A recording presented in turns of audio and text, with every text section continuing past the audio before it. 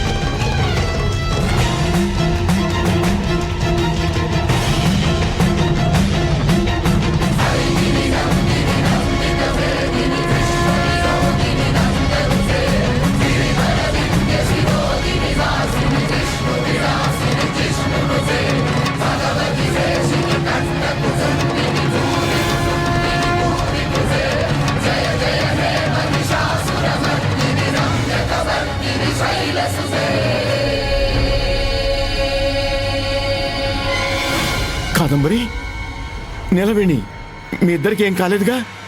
నిలవేణి, నీకు దెబ్బలేం తగలేదు కదా? నాకేం తగలేదు సార్. కరెక్ట్ గా పూర్ణాహుతి హోమంలో వేసే సమయంలోనే ఇలా జరగాల? నీలవేణి మరణం కొంచెంలో తప్పిపోయింది. గురువుగారు, మీరు చెప్పిన ప్రాణగండం ఇదేనేమో. ఒక్కసారి ప్రాణం గాల్లో ఎగిరినట్టయింది. కంగారు పడకండి మహేంద్ర, కారణం ఏదైనా జరగాల్సిందే జరిగింది.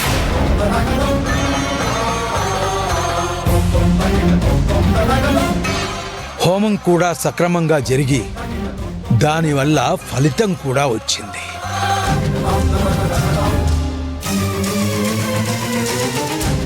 ఎవరికి ఏ ప్రమాదం జరగనందుకు సంతోషంగా ఉండండి. స్వామీజీ,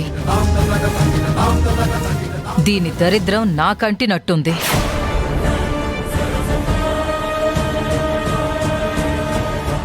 ఈ నీలవేణి చేసిన పనికి నా ప్రాణం పోయుండేది. మీరు నన్ను ఎన్ని మాటలన్నా నాకేం బాధలేదమ్మగారు. మీకేమీ జరగనందుకు నాకు సంతోషంగా ఉంది.